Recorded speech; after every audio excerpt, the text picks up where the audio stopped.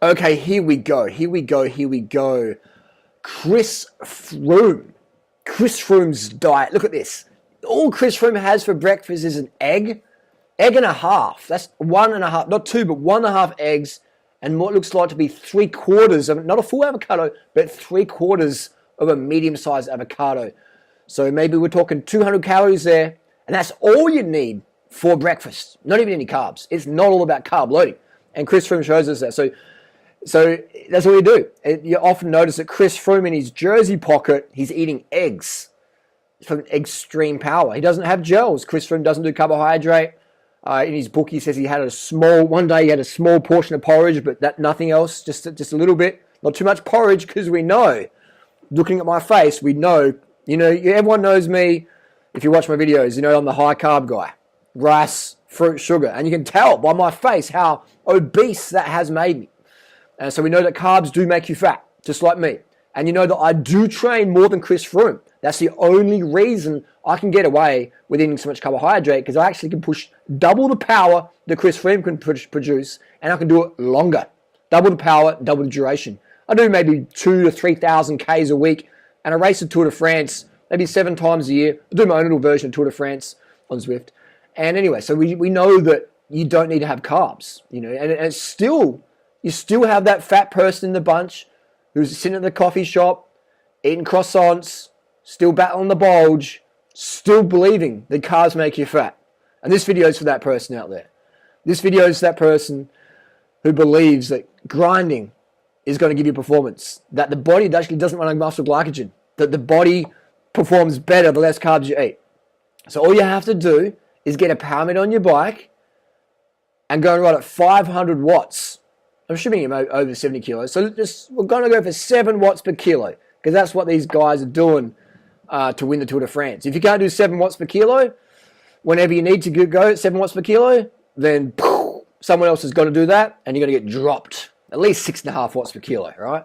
And the cadence, look at that. Look at Cadel Evans look at Froome just gapping. Look at that gap. that gap. Chris Froome is also sponsored by Gap clothing, because he put Gap into the competition. Look at that pace. It's like a brick in the face. Look at that gap. Just gapping Cadel Evans like that. At the end of the stage, in the saddle, spinning like a motherfucking washing machine. That pace like a brick in the face. Like some mace to win the race. Wow. Arms up, still smiling. Cadel's like, who the fuck is this guy? A year ago, he didn't have a contract. Anyway, I'm a fan of the Chris Froome, as much as I talk a bit of banter there, because it just proves the high carb cadencing. And I've ridden with Chris Froome a few times. Now we'll get to the serious part of the video, right? Enough trolling, 200 calorie breakfast aside. That's Chris Froome trolling, by the way. And let's get to the serious. Let's get to human physiology right now. I've ridden with Chris a few times. He knows who I am. He watches my content. And whenever I see him eat, it's been gels, it's been bananas or little rice cakes. I've never seen Chris Froome pull out an egg out of his pocket, or squash down an avocado, or stop inside the road and eat a dead piece of kangaroo. I've never seen that. I never seen that. So what people put up on Instagram versus what they do when they need to perform can be two different things. So if you do remember in the 2013 tour, when Chris Froome was getting dropped, he was running out of glycogen, he was getting glucose exhausted, and he got Richie Port, the super domestic, to go back to the team car and get, what did he get? Got some gels, got some instant refined sugars to boost up that muscle glycogen. Sugar is what fuels the workout. So if you're overweight and you're trying to lose weight and stay mentally sane and stay lean for life, losing the fat and not having it come back because you did some crash yo-yo diet, anyone can do that. Anyone can starve themselves on phentermine or whatever, but it's going to come back on you. Look at all the pros who get fat after they retire. And look at the pros who stay lean. There's dietary choices right there. And look how lean I am compared to all the guys who race pro at my age. How many 40-year-old guys who ex-pro are as lean as fast as me? Not many. So, and that's just dietary choices. That's high carb vegan is what I teach, to lose the fat and to keep it off and to stay sane, because you have to starve yourself. I just had a tub of ice cream before, vegan low-fat ice cream, this stuff here, and I had some cereal, some special case cereal with sugar in it, a bit of soy milk in there. I'm going to have some more bowls, and maybe I'll have some toast jam later on, or toast and Vegemite. I don't have to starve myself to stay lean. I keep my fat intake low. Because I'm pretty sedentary during the week. I'll spend a lot of time on the computer. As people who spend time with me know, I'll spend more time on my computer than my bike. And look at this cadence. Remember that stage? What was that, 2015? Look at that cadence, man. Even a low seat height. Look at this cadence. So what we can learn from Chris Froome, and some of you out there, I don't like Durianrider. He's too, doesn't matter if you like me. If you want to lose the fat, my fucking advice works. So shut up and listen. Simple as that. Because you don't have to love me or hate me. But what you do is you have to take action if you want the results I can get people or get for myself. So if you want those results, then just to take action on it. You don't have to like me. You don't have to love me. You can hate me, whatever. But you're going to have more fun if you're taking the action on it. So anyway, we got this cadence.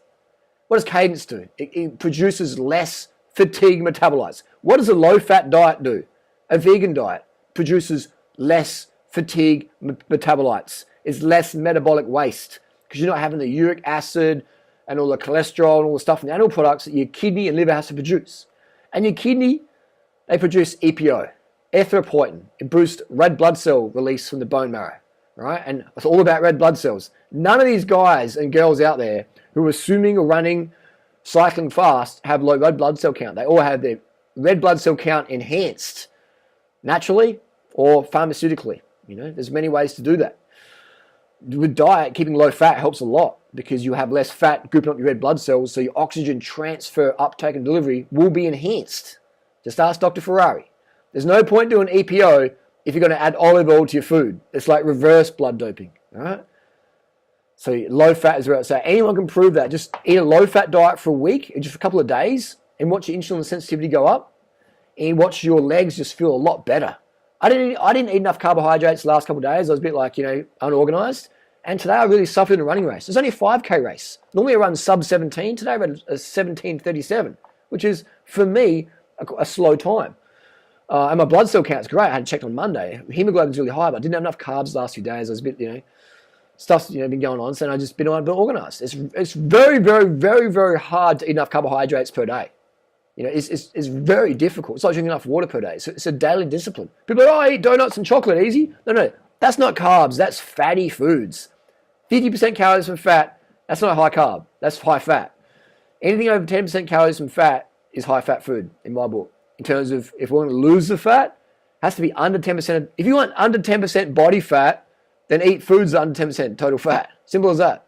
The fat you eat is the fat you wear. And you get performance gains. So anyway, Chris Froome, carbs will fuck up. And people can disagree, but go out and do 500 watts. Or go and do your best watts for hour after hour after hour on low carb. You fucking can't. Nobody can. That's a sad fact. And you don't have to agree with me, but you're still going to be wrong. Carb the fuck up, spin to win. And Chris Froome, he's going to win that Tour de France again this year. Mark my words on it. Carbs, carb the fuck up, motherfuckers. Carb the fuck up. Corn, rice, potatoes, yams, bananas, mangoes, dates, plantains, melons, blueberries, blackberries, mulberries. Get them motherfucking carbohydrates in. Go vegan, motherfuckers. Carb the fuck up, the fuck up, the fuck up, the fuck up.